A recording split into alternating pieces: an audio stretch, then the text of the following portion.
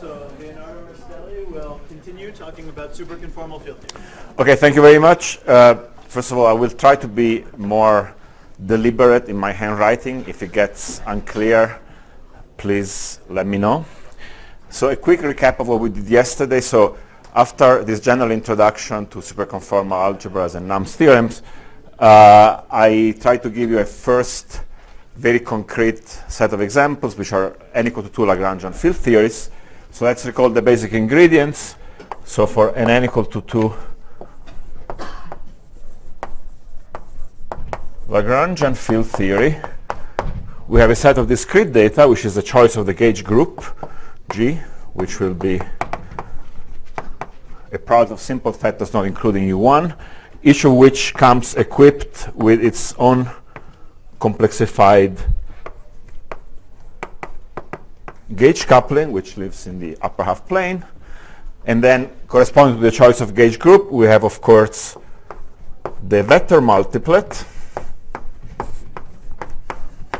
which is necessarily in the adjoint representation, of course.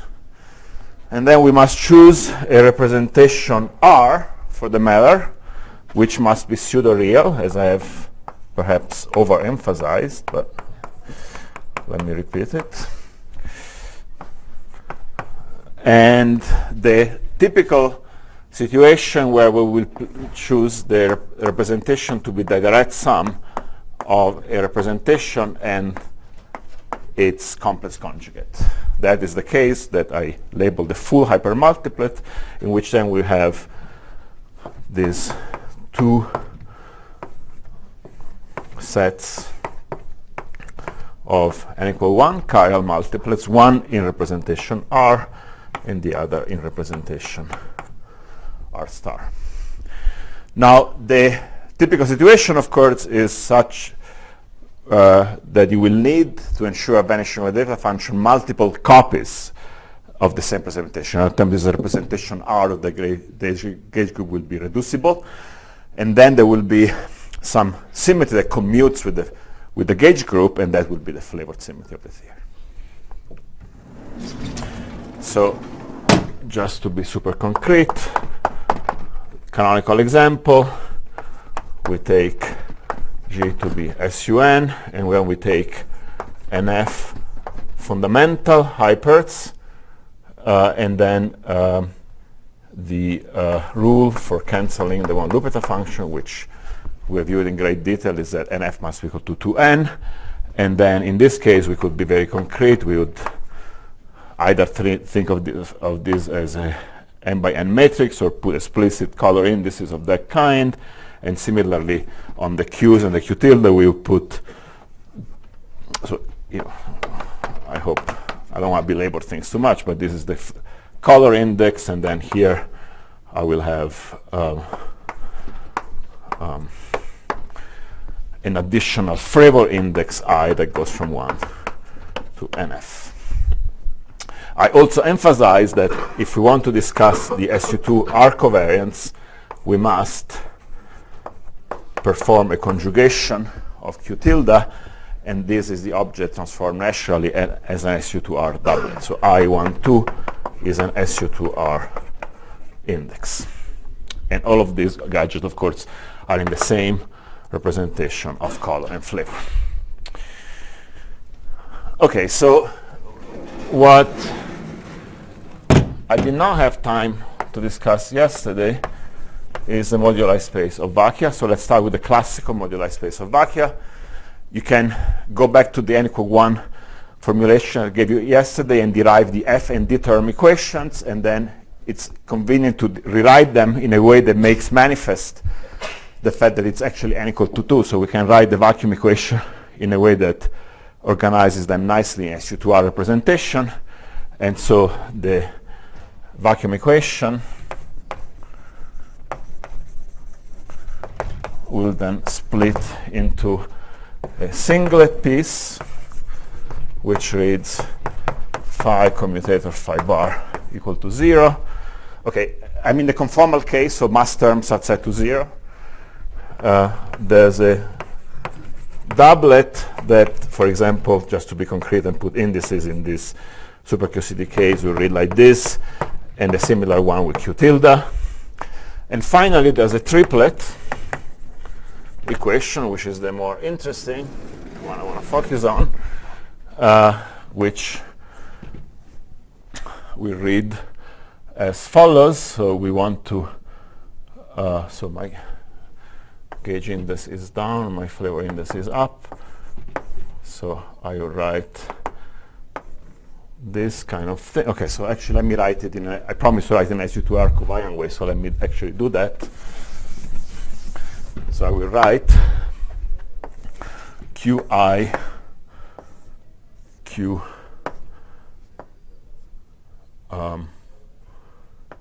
J. I want to write Qi. Okay, so I need I need to introduce another gadget here. So I'm going to introduce another doublet, which starts with Q tilde, and here I will have a minus Q star, and this gadget will have opposite index structure, and this minus sign, of course, comes from the usual epsilon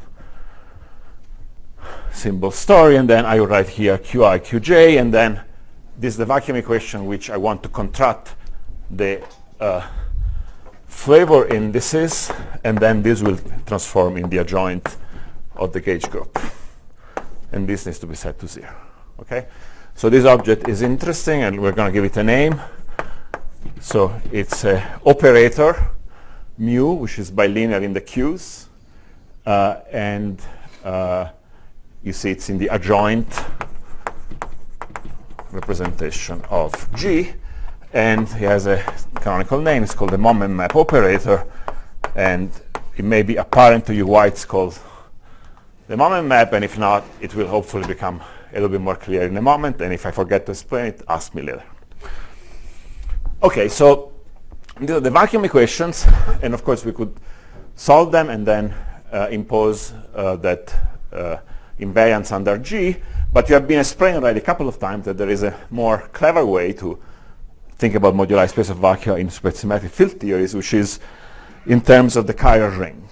Okay, so this first equation in the context of an n-equal language would be a D term, and there is no F term. These are F terms, and this triplet structure actually is a combination of both D and F terms from an n=1 viewpoint. But so let's first discuss the first equation, and let me actually do a rather drastic choice from the get-go. In general, there are interesting solutions to the vacuum equation where both the scalar phi and the scalar q acquire expectation values. Those are called mixed branches, but they're a little bit more complicated. In the interest of simplicity, let's focus on the pure branches, which are known as the Coulomb and Higgs.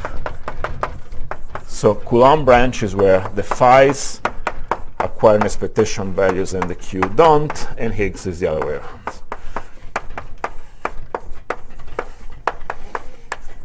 Okay, so let's discuss the Coulomb branch. So from the point of view of what you've been told, how to describe moduli space of vacua in supersymmetric field theories, rather than solving that equation and looking at gauge invariance, we forget about the D term and divide out by the complexified gauge group. You remember that story, imposing F-term equations. Now, in this case, there are no F-term equations, so all that we have to do is to simply enumerate the set of gauge invariant combination of the chiral field phi, which in the case of example SUN would be simply given by trace phi square all the way up to trace phi to the n. And if you keep going, there are trace relations that allow you to express the higher powers in terms of the lower traces. So this generates what I'm going to call the Coulomb RC, the Coulomb chiral ring. Okay? So the Coulomb branch is parameterized by giving expectation value to the generators of the Coulomb-Chiral ring. And in this example, it's apparent that these objects don't have any relations. The higher ones would be expressed in terms of the lower one, but the lower one don't have any relations among themselves, so this is a freely generated ring.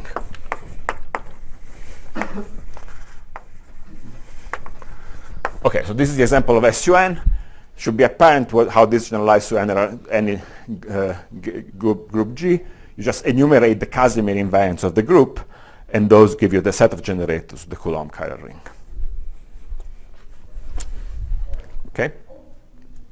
Now, let me discuss Higgs. So I will discuss the physics of the Coulomb and the Higgs branch in a minute, but first let me discuss the geometry. So in the case of the Higgs branch, we have this more complicated looking equation. So here the way we should think about this, of course, we have the space of scalars for the free hypermultiplets, which is necessarily some r to the 4n, because we have 4 real scalars when we count q and q tilde times n, which is the multiplicity. That's the case of the full hyperds, but even in the case of half hyperds, the necessity of pseudo-real representation tell you necessarily that you have a symplectic form, and so the dimension is always a multiple of 4. And the procedure of imposing this relation here, mu ij, in the adjoint representation of whatever group you have, so let's say that A is an adjoint index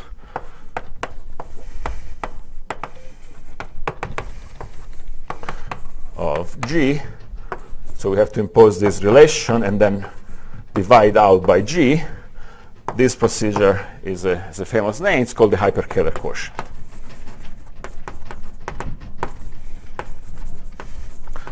So the Higgs branch is a hyperkähler manifold. It should, the hint is that you have this 4, and then the other hint is a pseudo-reality. So there's an actual action of the quaternions on this space, which is preserved by imposing this moment map condition. So perhaps now you will recognize what this object is. The name comes from symplectic geometry. And again, I don't want to belabor this too much because I have a lot of physics to cover, so the mathematics is sort of a tool at this stage. But let me just very briefly recall what Clay told you. Clay told you that an n=1 sigma model has a natural Kähler structure that's apparent when you write in superspace as a Kähler potential. You expand it out and you find the metric and all that good stuff. And in n=2 sigma model, like the one that would describe the effective action on the Higgs branch, you really have an augmented structure because of SU2R. So what SU2R give you is an enhancement from Kähler to hyperkähler. And so remember how the story goes. You have, in the standard story, you have a Kähler form omega, which is a 1,1 form. And in the hyperkähler story, we're going to have a whole triplet of forms compatible with the metric, which are rotated by SU2R. Another way of thinking about this is that you have choices in how you embed your n=1 algebra inside the n=2, and each of them is going to give you a different complex structure and a different Kähler form. And so you may as well describe them all together as a triplet of forms, and that defines hyperkähler metric. Yes? So I was going to ask you, in your notation, like that operator is not actually the moment map, right? So like you're subtracting off the singlet part out of that? Yeah, this is meant to be in the adjoint. So yes, you have to subtract the trace part. For the case, what I think complaining about is fundamental, anti-fundamental gives me adjoint plus singlet. Yes, this is the trace part. I try to emphasize that here. Okay, so there's that. So this is the way we would describe things in a SU2R covariant way. We set to 0 this triplet of moment maps. This index ij, I and j are symmetrized indices of SU2. So this is the same as M, going from 1 to 3. This is a triplet of SU2R. And then divide by the real group, but if we wish, as we will do immediately, to choose once and for all a preferred way to embed n equal to 1 in n equal to 2, so we choose one preferred complex structure,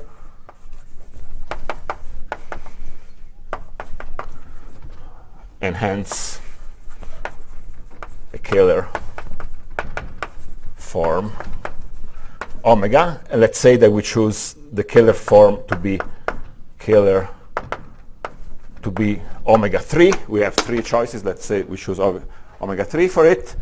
Then that means that then what I really should impose is just the F-term equation, which is m mu 1 1, and divide out by the complexified gauge group. Okay, so this is would then be called the symplectic.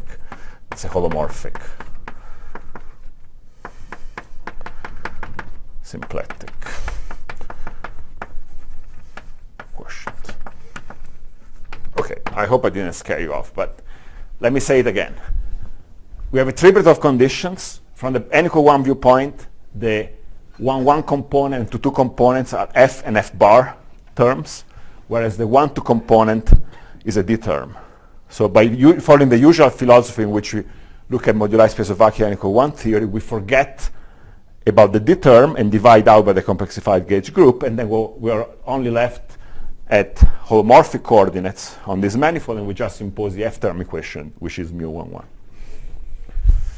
Okay, so nevertheless, the fact that this all came from a richer structure, because hyperkähler means that there are still additional interesting structures on this Kähler manifold, and that is borne about by combining together the other 2 forms that I had, omega 1 plus omega 2, and we call them big omega, and one can show that in the choice of complex structure we've made, this is a 2,0 holomorphic 2 form. Okay, so this is not any complex Kähler manifold that we get if we choose a complex structure in a hyperkähler manifold, because we have this additional structure given by the fact that there is a holomorphic form. Okay, so this, since it's maybe a little bit abstract, let's trivialize it. Let's do the trivial example of a single free hyper. So again, we have Q and Q tilde. I can think of this as R4, but in fact I want to think of this as C2 in the choice of complex structure. And the moment I use Q and Q tilde variable, that is the preferred choice of complex structure. These are my Kähler superfields n equal 1 notation.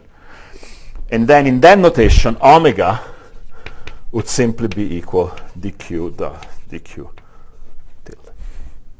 Okay? In other terms, Q and Q tilde are not completely independent of each other. They are linked together by the fact they're conjugate pairs according to holomorphic form. Okay? They're like P and Q in classical mechanics, except that now everything is holomorphic.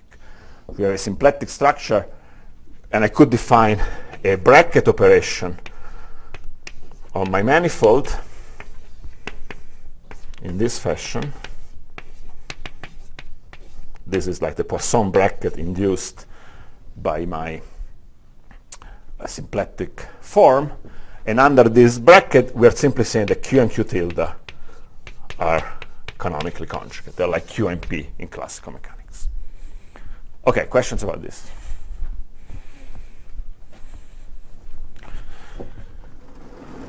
Okay, so the Higgs branch defined by this hyperkähler quotient procedure, or if you prefer to choose a complex structure by this symplectic quotient procedure, is more interesting geometrically at the classical level than the Coulomb branch.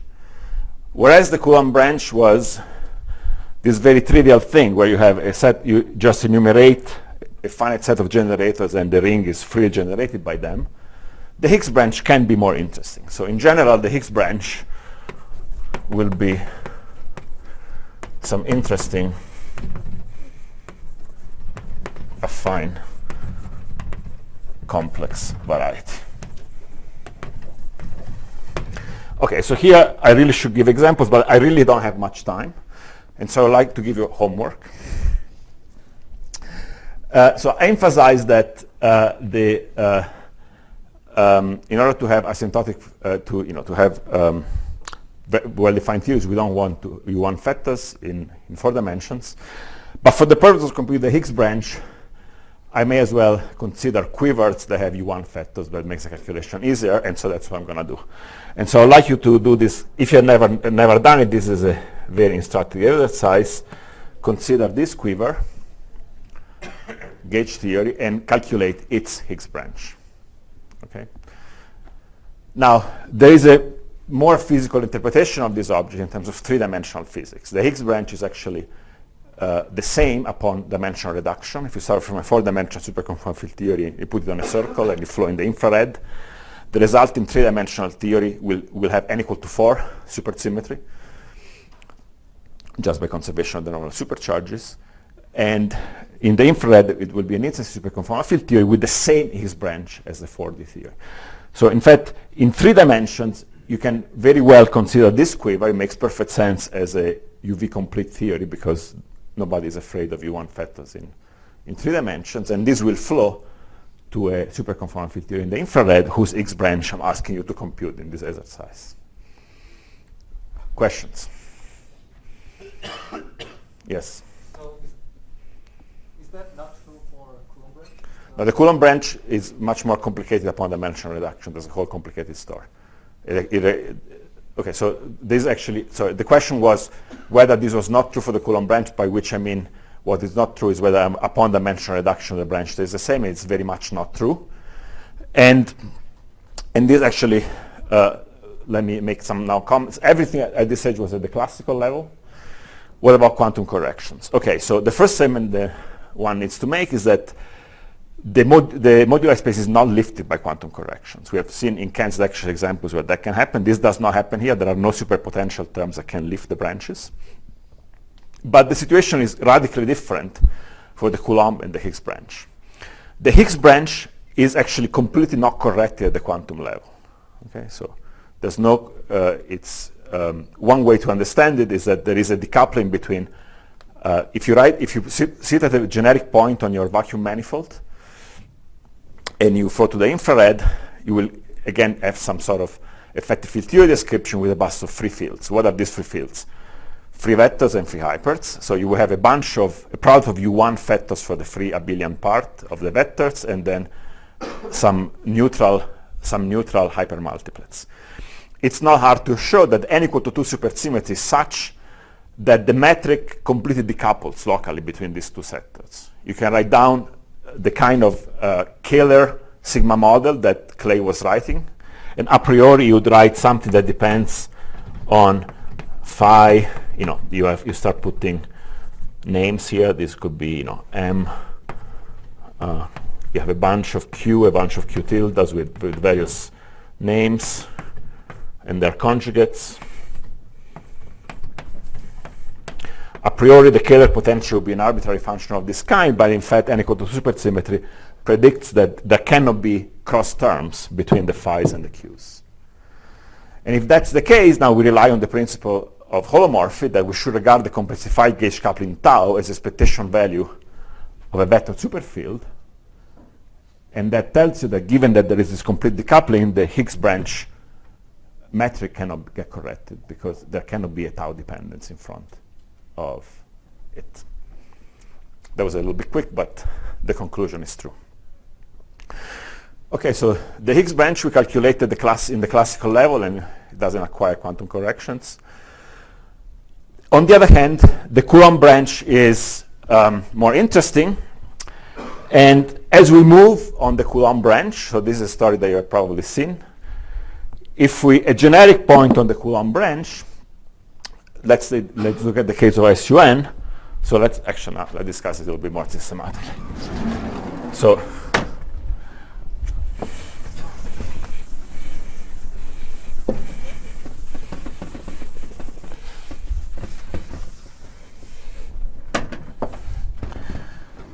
So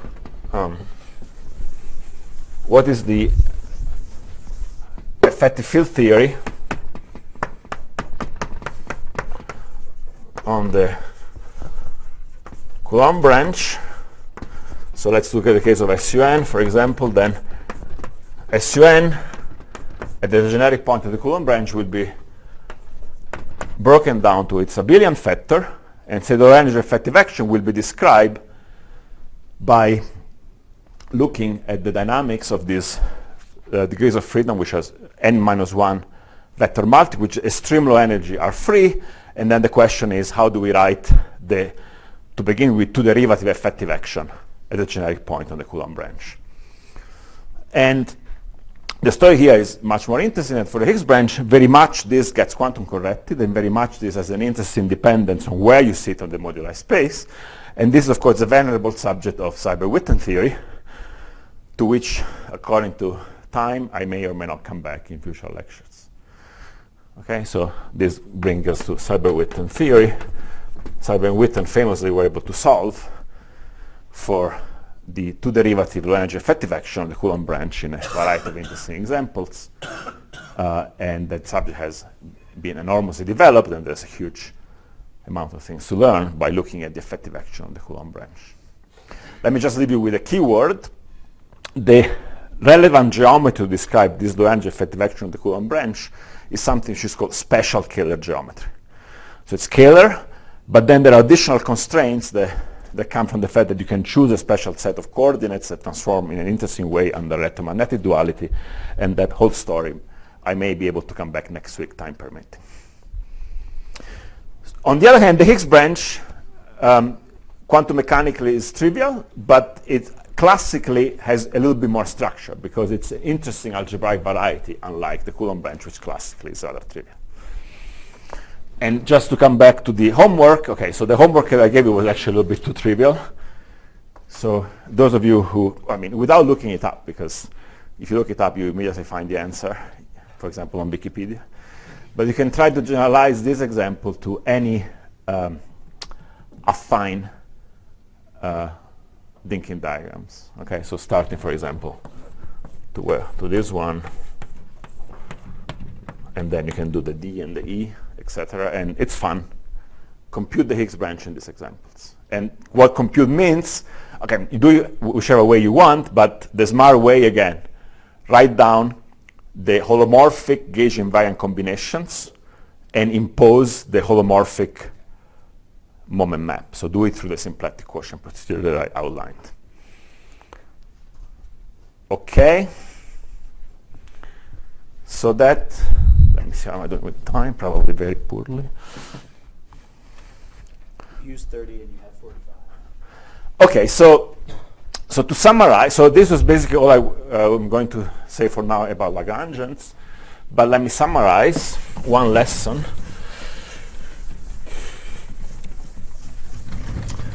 One lesson is that we have a Coulomb chiral ring, which is a set of operators whose conformal dimension is equal, well, in my convention is well, remember that maybe I should write this here once and for all. So phi and qi, so phi has r equal -1, and of course it's a SU2R singlet, and this, on the other hand, is the other way around. These are my conventions. Let me write them here.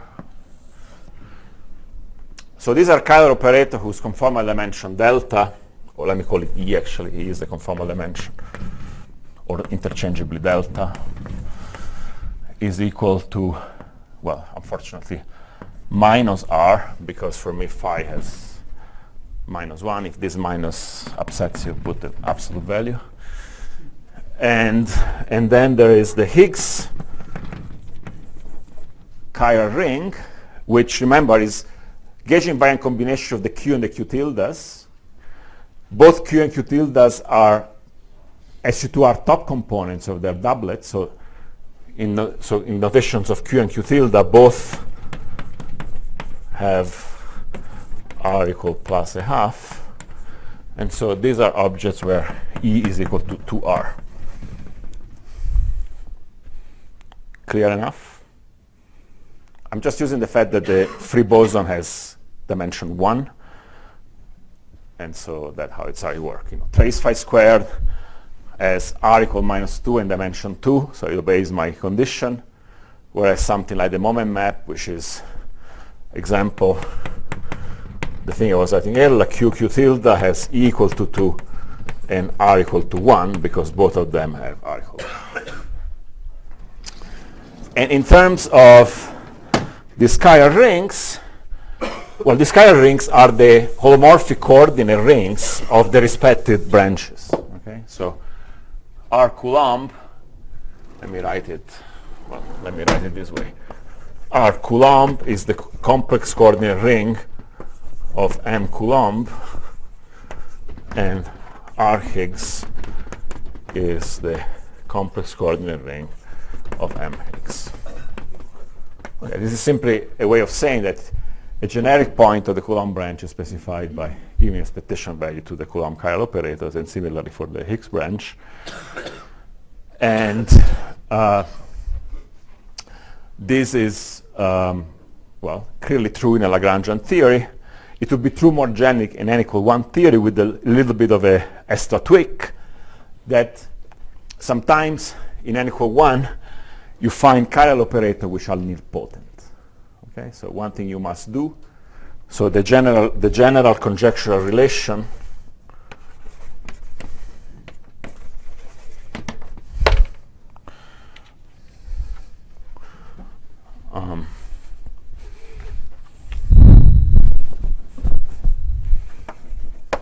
in N equal to 1 is one where the full chiral ring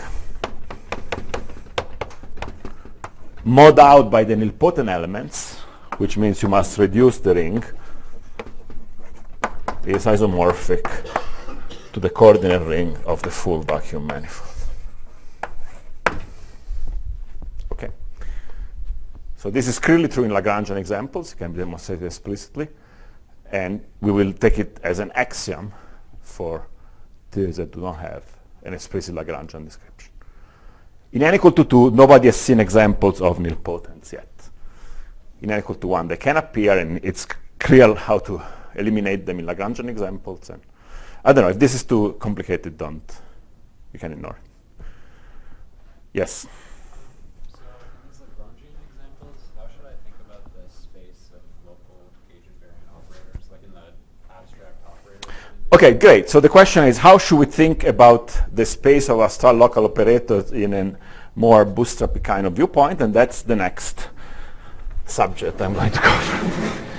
So I'm now going to switch gears and describe you the framework of abstract superconformal field theory. But the way you should think about it is, well, in some sense, your question contains its own answer. You should think of it the way you always think about it, which is not to think about it. The theory is defined abstractly by this operator algebra. And if you want to make contact with the Lagrangian example, you can indeed realize explicitly the full set of local operators in terms of these more elementary objects like the q's and the phi's. And you can so look under the hood and see what they're made of. But of course, the idea is that we should free ourselves as much as possible from that looking under the hood and try to formulate everything more abstractly. Of course, it's very useful to have a set of concrete examples to check that we're not saying anything stupid. Does that answer your question? I'm not sure. Anyway, so abstract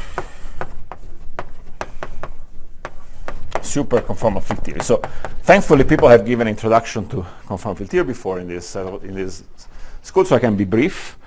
And so again, we're going to think about this conformal field theory abstract in terms of a set of local operators.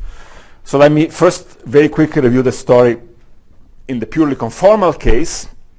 There's a state operator map that I'm taking for granted between, so there's a Hilbert space, so the Hilbert space of states and each given one state, we can go back and forth, local operators at a point. There's this whole story of quantizing the theory in radial quantization, imposing an inner product. Under that inner product, P and K are conjugate to each other, and I really don't want to discuss this story. I assume you have already seen it in Slava's lectures. I just want to remind you about the basic idea. It's very useful to decompose the whole set of states into irreducible representation of the conformal algebra and momentarily of the superconformal algebra. And in this unitary set of examples, the representation will always be of highest weight, kind, which in physics as always means lowest weight. So there's a state of minimum energy. E is the eigenvalue of the dilation operator D. And then we go up acting with momenta, and we go down acting with special conformal generators. And the multiplet is infinite. And just to remind you things that you're supposed to do, when we switch to the operator language, acting with momenta is the same as taking derivatives, of course. And so essentially what we're saying is that the multiplet is of the form arbitrary derivatives acting on the operator.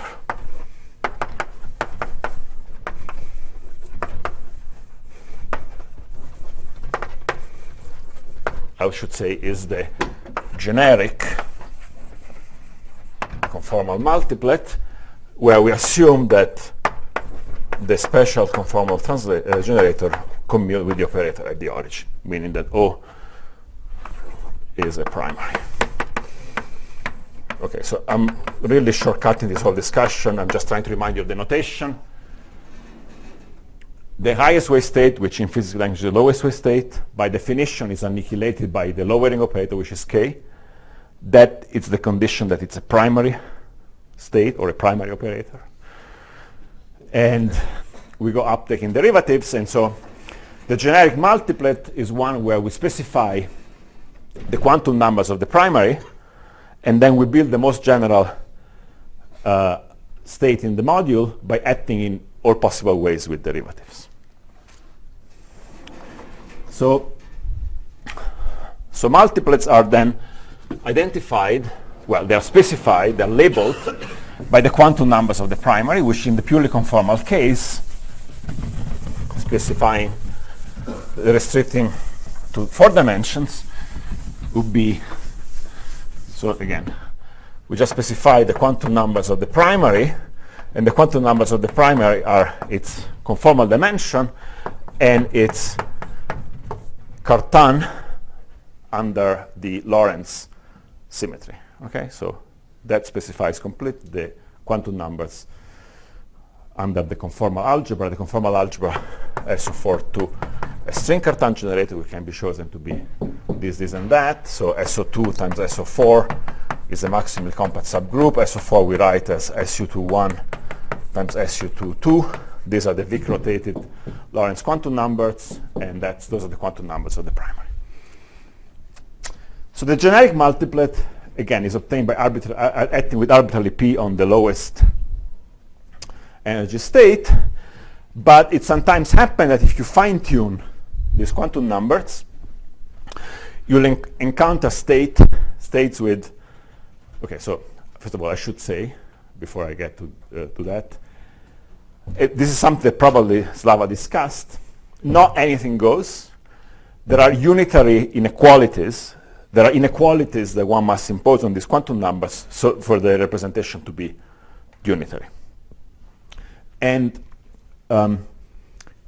if you saturate one of those unitarity bounds, what's going to happen to you is that you will encounter in this, we're acting with P, some linear combination of states, or some state that is whose norm is 0 and that is in fact orthogonal to all the other states.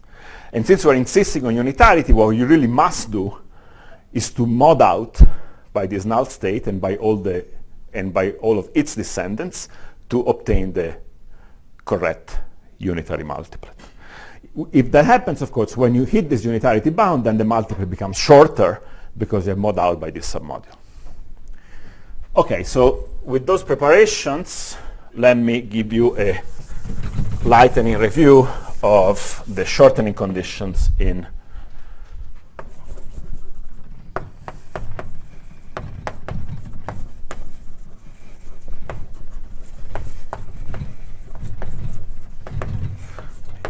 the four-dimensional conformal algebra. So let's first consider the case where both spins are non-zero. Then the unitarity bound reads E greater or equal than 2 plus J1 plus J2. And the generic multiplet,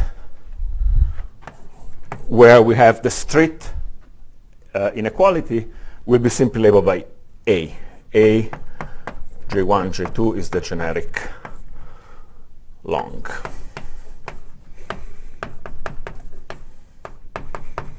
Long, quote unquote. All these multiplets are infinite, but we distinguish them long and short according to whether or not they are the generic multiple one that obeys some kind of, where we have subtracted some stuff. Now, if we saturate this equality, the saturation of the equality happens because on the first step, the first time we hit with P, we encounter a state of 0 norm, which must be subtracted.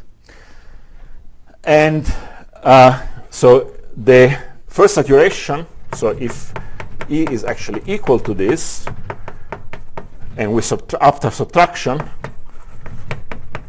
after modding, we encounter a multiplet, which we'll still label in this way, but of course this one, the energy here is fixed to be 2 plus J1 plus J2, J1, comma J2.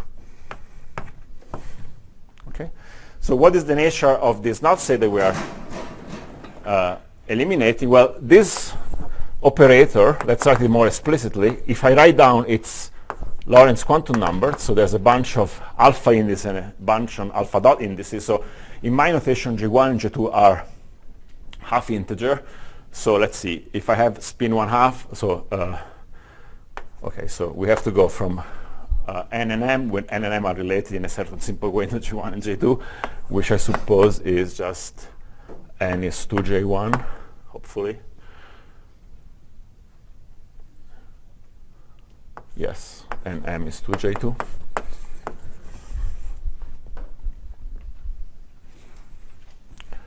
And the level 1 null state that we are modding out by is simply conservation equation.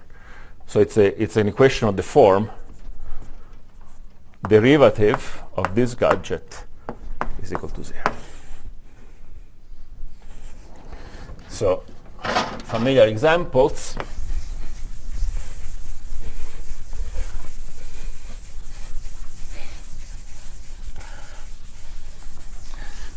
So for example, J1 equal J2 equal 1/2. So E is equal to 3. This is an object that has a undotted index and a dotted index. This is also known as a vector.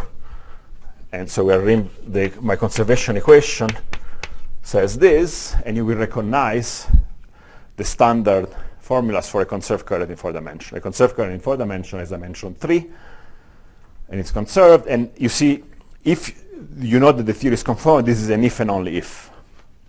The moment you know that you have a vector operator of dimension 3 in a conformal field theory, you know necessarily that it is divergentless. Otherwise, you're violating unitarity. And if you have vice versa, if you have a dimension 3 vector operator conformal field theory, which is divergentless, you know that its dimension is exactly log to 3. And another, well, you can entertain with the example J1 equal 1/2, J2 equal 1. That would be a supercurrent. And then J1 equal to 1, J2 equal to 1, of course, would be the stress tense, which is equal to 4.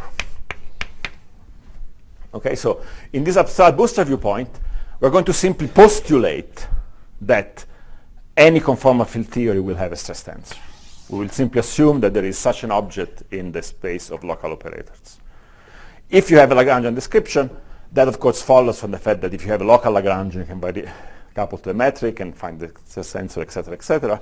But in this more abstract language, we will take as a definition of locality that the theory contains a local stress tensor operator of this kind. You may also entertain non-local conformal field theory. Those, for example, appear as defects embedded into higher dimensional space-time, and in that case, there's no reason to expect that the theory, say, on the boundary be local in this sense, and it will not have a stress tensor, and that's an interesting case to consider, but for the purpose of today, we will always assume that we have a local stress tensor, and so the theory is local. That's our definition of locality. Similarly, we will postulate that if the theory has a continuous symmetry that commutes with the conformal algebra, well, first of all, we give it a name, we call it a flavored symmetry. If we have a local Lagrangian description and we have a continuous global symmetry, of course we know there's Noether's theorem, you can derive from Noether's theorem the existence of a conserved current. We don't have this luxury here, so we're simply going to postulate as part of our definition what it means for the theory to be local, that any continuous global symmetry be associated with a conserved current of dimension 3 that obeys the shortening condition. It is in the adjoint representation of that flavor algebra. Okay. So let's finish the classification of conformal multiplets. Perhaps I shouldn't erase that. So if J2 is equal to 0 and J1 is non-zero, then the unitarity bound is this, and the saturation of the bounds gives us a multiplet we're going to call B left A equal J1 plus 1 J1, and there's a completely parallel story. If J2 is non-zero and J1 is 0, there's going to be a B right multiplet with J2 plus 1 and J2. And these are free fields. So these are free fields.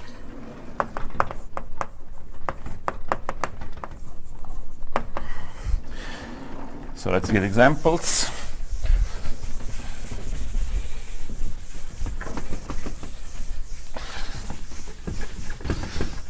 J1 equal 1/2, J2 equal to 0. Well, E is 3/2. What could this thing possibly be?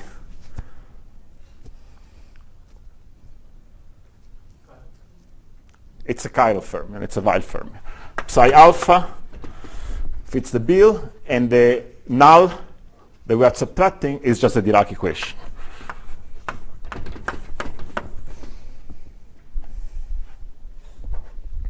J1 equal to 1, J2 equal to 0, E is equal to 2. What is this object?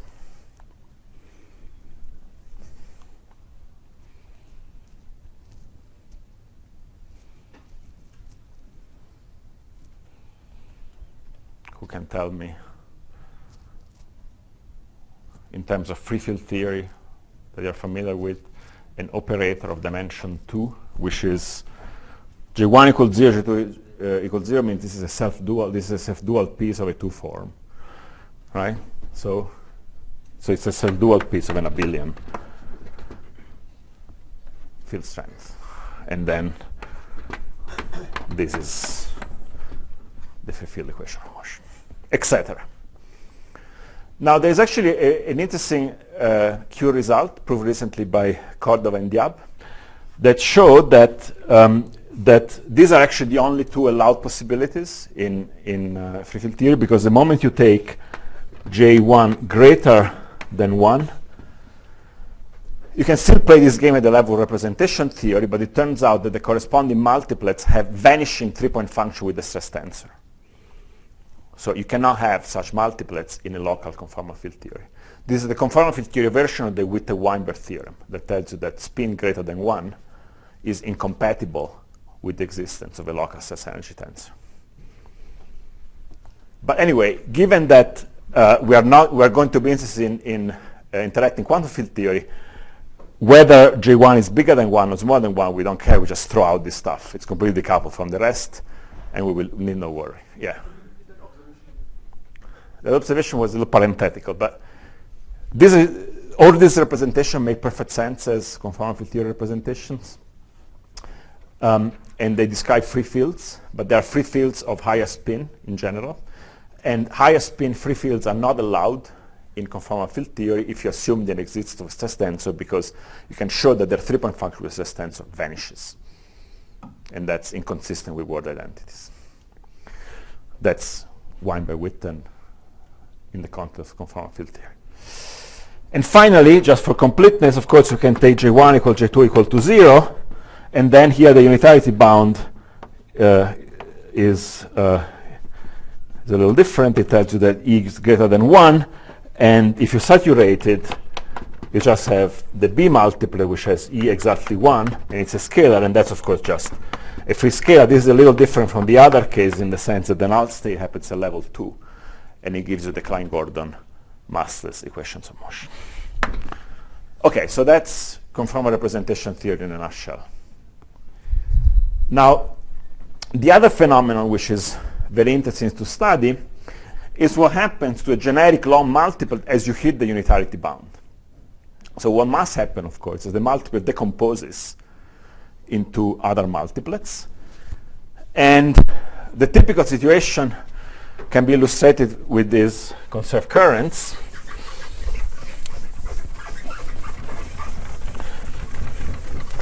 Suppose you have some operator J mu with the dimension equal to 3 plus epsilon.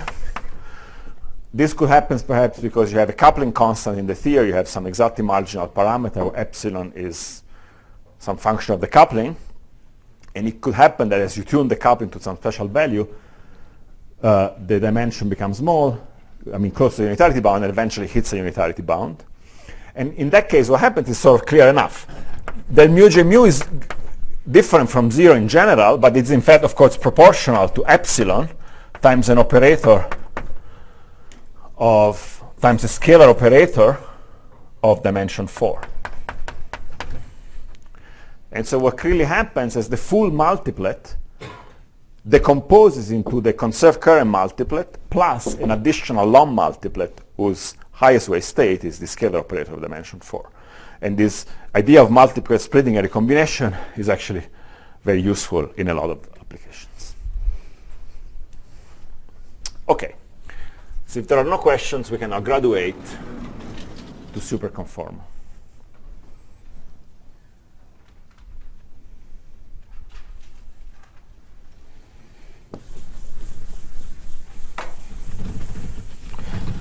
Okay, superconformal works very similarly. So now, again, in radar quantization, we will have that Q dagger is S, and Q tilde dagger is S tilde. To be clear that, so we are going to define the multiplets in the very same way. So there's a highest way state that now will be labeled by the quantum numbers we had before, the one of the conformal subalgebra, and in addition by the Cartan generators of the Art symmetry. I could do this in full generality, but for concreteness, I'm going to say to the case of n equal to 2. Remember, the full algebra is SU 2,2/2, has 5 Cartans, which we can choose to be these ones, and that's labeled my highest weight. And then we act with raising operators, which are Q and Q tilde, and we go down with lowering operators, which are S and S tilde.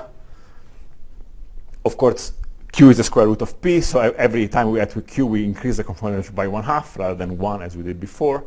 And similar with S, we decrease it by -1/2. And so the primary, which is now will be called the superconformal primary, is the primary, superconformal primary, will be assumed to be annihilated by all the conformal supercharges. That's the definition of the primary.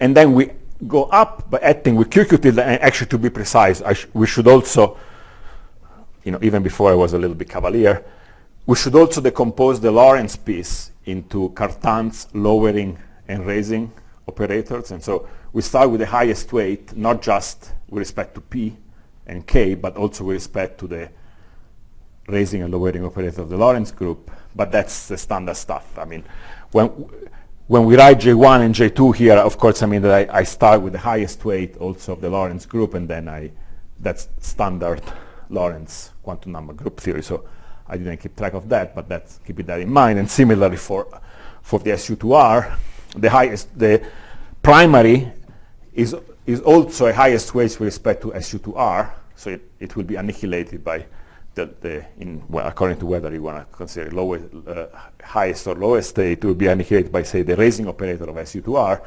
And then as you go up, you will have to include the lowering operator of SU2R as part of the way you go up. Is the structure clear? Now, this multiple, of course, will be infinite, but there is an obvious way to organize it, which is to organize as a direct sum of a finite, so perhaps this is the way of table don't see. This generic multiplet will be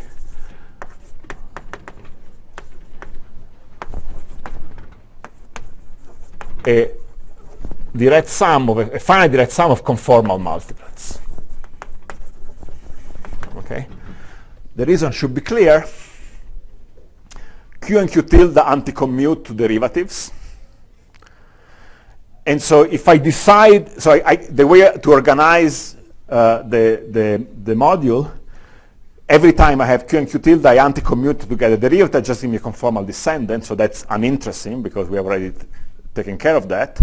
So I may as well assume that Q and Q tilde always anti-commute, but if that's the case, clearly since I have a finite number of Q and Q tilde and they are Grassmannian, eventually I reach the maximum highest weight state where I don't have any more Q and Q tilde, and so there's only a finite number of possibilities. Okay. So starting from the superconformal primaries, you add Q and Q tilde and antisymmetrize them, and you are able to decompose this multiplet to a finite sum of conformal multiplets, of course with various quantum numbers under the conformal and the Art symmetry. And each of these multiple, of course, is infinite multiple from the point of view of the conformal group, but that's standard. You just add with derivatives and you get the full multiplet. Great. So now, not surprisingly, the same phenomenon happens that we have unitarity inequalities, and when they're saturated, we have null states that must be modified out, and so we have shortening conditions. Okay, so there are two types.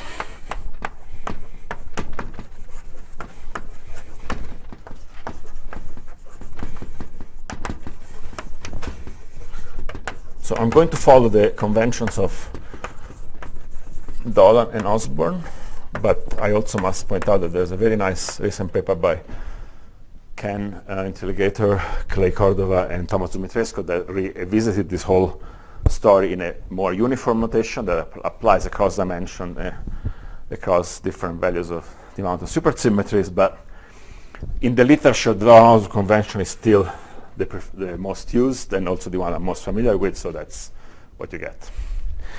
So the two types of shortening condition are going to be called for obscure historical reasons, B and C. And so the B shortening condition is one where we impose that our state is annihilated by a full-fledged supercharge, meaning that it's annihilated by both components alpha plus and minus of the Weil supercharge. Okay. Now the idea is, of course, this is a superconformal primary, so I get interesting relations among the quantum numbers if I add now with S here, anti-commute it through and use the algebra that relates S and Q. You know, this, if this is 0, this is also 0 because S automatically annihilates psi. And given that I know the anti-commutator of S and Q, this will predict certain relations among the quantum numbers of psi. And one immediate consequence of this relation, in fact, is that this is only possible if the spin is 0. Yes? Do you want it to be annihilated both Q1? Okay, so I was about to comment on this. Thank you. You're too fast. So the question is, do I mean, this was for the case of n equals to 1, but now let's, in fact, be precise. We really have a B1 shortening condition, which is this one, and then we have a B2 shortening condition, which is this 2, corresponding to the 2. So we don't impose it necessarily simultaneously. We have either B1 or B2.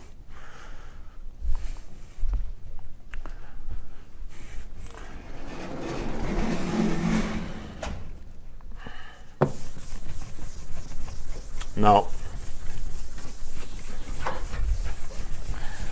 you will not be surprised. Okay, so first let me tell you the C. Similarly, we have a C1 condition. The C1 condition is weaker because now we have a state that may have all sorts of quantum numbers, and we are going to impose this weaker condition that the contraction, the supercharge, with this spinor index be 0. And similarly for C2.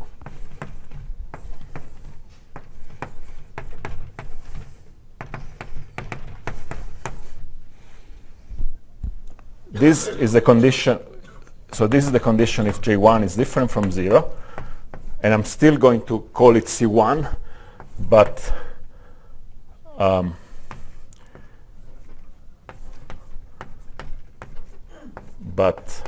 modify the condition in the case that J1 is 0. Okay? So if the J1 quantum number is non-zero, it means I have at least one spinor index, which I'm able to contract. If J1 is 0, it means that I have no alpha type indices. And then the way I will impose the condition is by imposing that the Lorentz scalar combination of two Qs annihilate the state. It should be clear that, again, this is a weaker condition than the B condition because you need to go to the next level to see it. And similarly for C2, of course.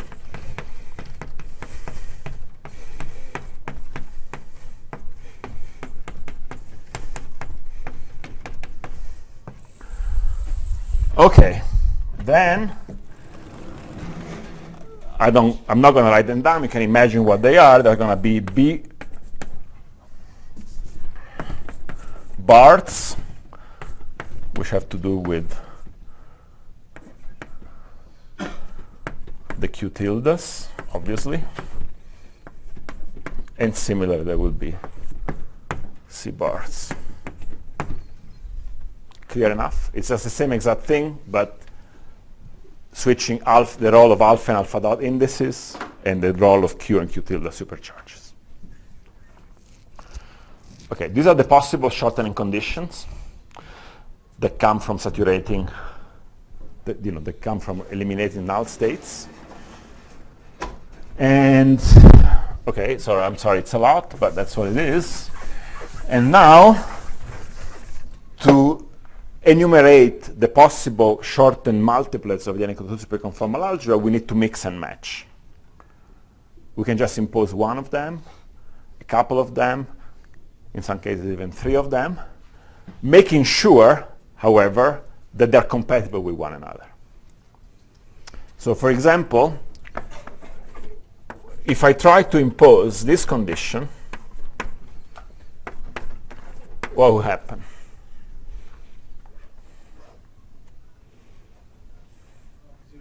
Why? Great. So this condition has only one solution, which is the identity operator of the vacuum state, and the reason is that we're imposing that the state is similarly annihilated by these two supercharges, but the anticommutator of this supercharge gives the momentum, and so this means the translational invariant state, and by general agreement, in the quantum field theory there's a unique translational invariant state which is called the vacuum. So the only solution is the vacuum. And then you can try also, there are more interesting examples of failure of the condition, which is where when you impose incompatible conditions that give you relations among quantum numbers that don't have a common solution. So, okay, I'm not going to give you the complete list of multiplexes because that's too much. So let me focus on the shortest. Okay, so this is, sorry, I should have learned the lesson. This is the blackboard that one should not be using, right? Because then I cannot raise it. So,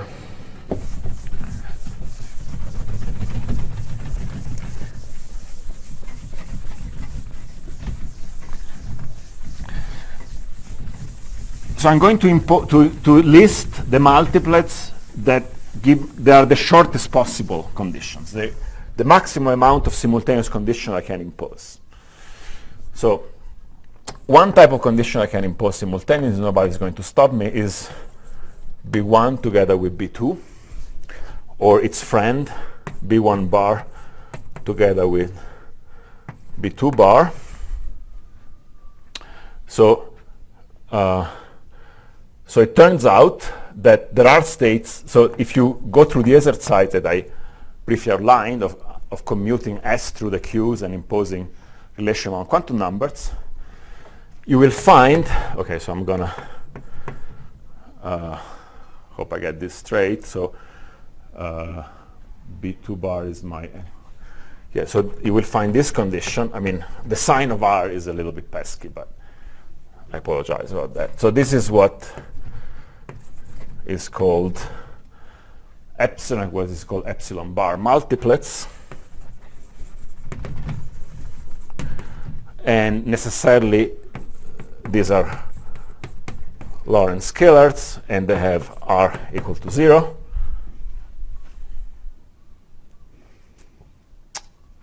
And have we seen this kind of multiplets before?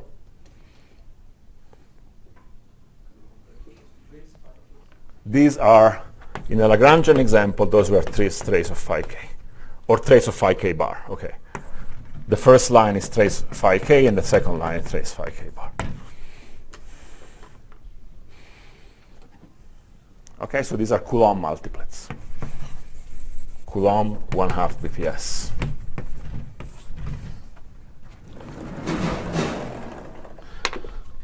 The other way I can mix things. Yes. No, there's no negative scaling dimension here. What this relation means is that R is negative, right? So I took great pain in clarifying that phi had -1 value for the value of little r. The other way in which I can mix things up is imposing this type of condition.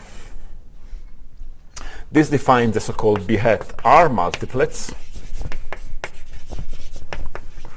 They have E equal to R equal to 0, G1 equal to G2 equal to 0. And of course, we have seen this before. These are the Higgs 1/2 BPS of the form, Q, Q tilde, etc. Linear gauge invariant combination of the Q and the Q tilde to obey this shortening condition.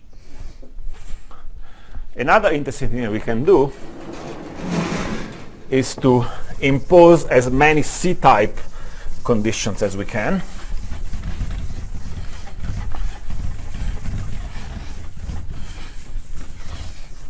So we impose all of them. They're half weaker.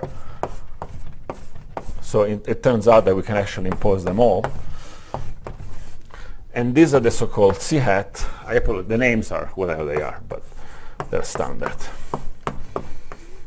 These need not be scalars. And they obey this relation.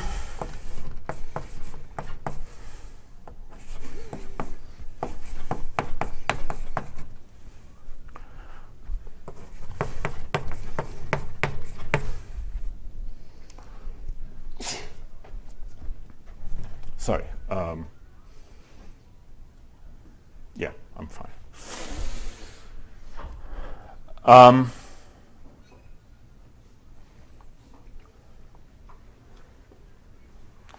So in general, these are complicated multiplets that it's hard to describe, but there's a important case, which is C hat 0, 0, 0. This is the multiplet that has, it's a scalar under everything, both Lorentz and the arc symmetry, has energy equal to 2. And this is the multiplet that contains the stress tensor.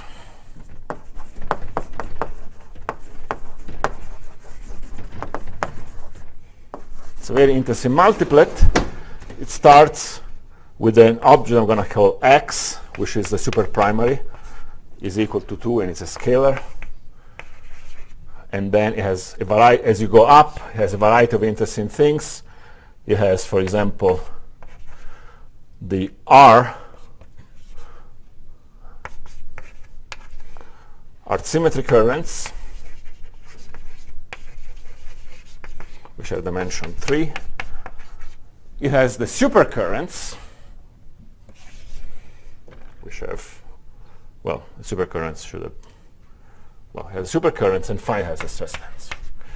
Okay, so it's a generic fact in superconformal field theories that the stress tensor always comes with a multiplet of this kind that always contains the arc symmetry nether currents and the supercurrents. The supercurrents, these are the objects that, when you integrate them, give you the conserved charges of the superconformal algebra.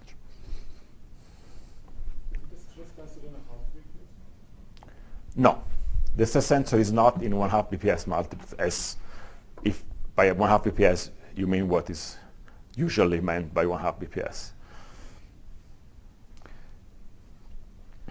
The 1/2 BPS multiplets are the epsilon type and the B hat type, and they do not contain the stress tensor.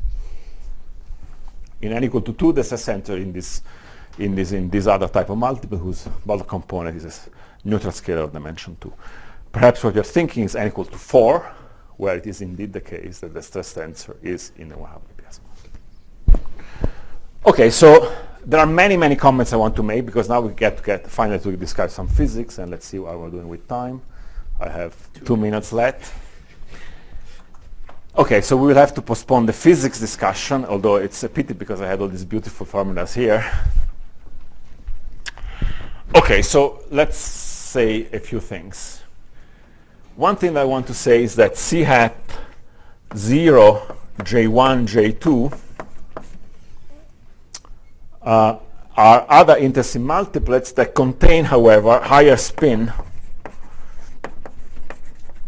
conserved currents.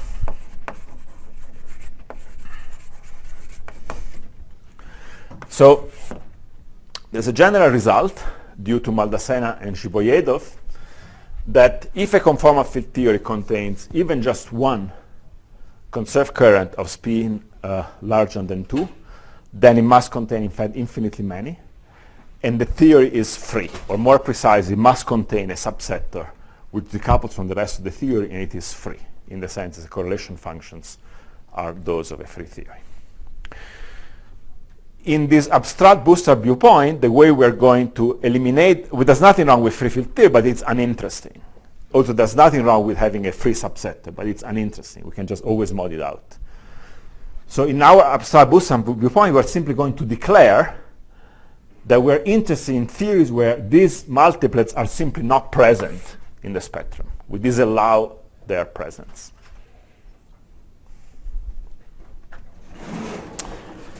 Okay, so the other comment I want to make, so we are discussing Lagrangian field theories, how the Higgs and Coulomb branches were related to these Higgs and Coulomb chiral rings, which we describe very explicitly. But here now we're going to present things abstractly and simply declare, I look at the spectrum of multiplets of my n=2 superconformal field theory, I look at the epsilon multiplets, and I declare that their ring defines the abstractly defined Coulomb branch of the theory. Similarly, I look at the B hat multiplets, and I declare that their rings defines the abstractly defined coordinate ring of my Higgs branch. I don't know if that makes sense, but it's just what we're going to assume, that this correspondence between the holomorphic coordinate ring of the suitable vacuum branch you're interested in and the local operators is a universal fact. This is by no means obvious, it's a postulate. And the reason it's by no means obvious, and nobody has ever successfully been able to discuss the phenomenon of spontaneous conformal symmetry breaking in conformal field theory in an abstract setting. If I present you with a conformal field theory abstractly defined in terms of a list of operators and their three-point function, and ask you, does it have a vacuum manifold or not, you don't know how to answer that question. The generic answer is no, of course. A generic conformal field theory such as the 3D Ising model CFT will not have a vacuum manifold, but we know of many examples, as a supersymmetric example, where that is the case. And there should be a principle that by just looking at the spectrum of operators, you should be able to decide if there is a vacuum manifold and what it is. And we are going to assert that in these n=2 examples, the Coulomb and Higgs branch are related in this simple fashion to the ring of these special shortened representations. Okay, I'm probably out of time. Let me make one final comment. So B hat R is interesting for all values of R greater or equal than 1, because R equal 1/2 is a free hyper, which of course we can always mod out. And B hat 1 is our old friend. It's our old friend, the moment map.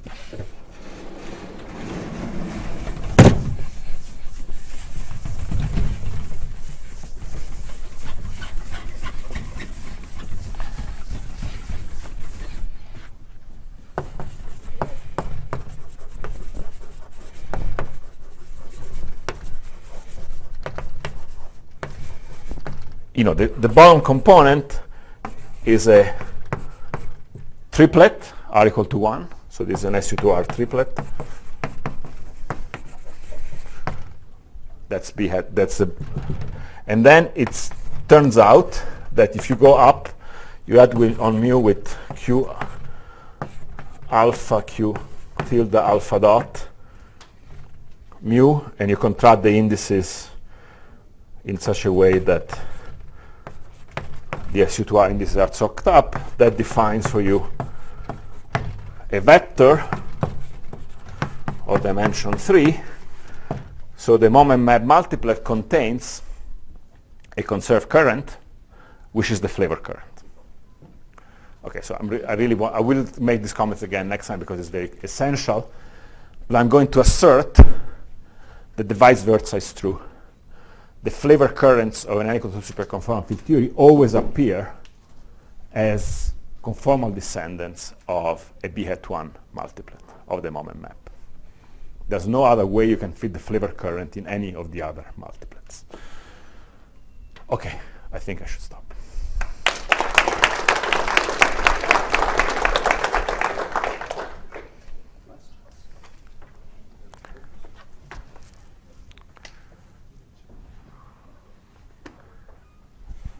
Well, if not, let's thank Leonardo again.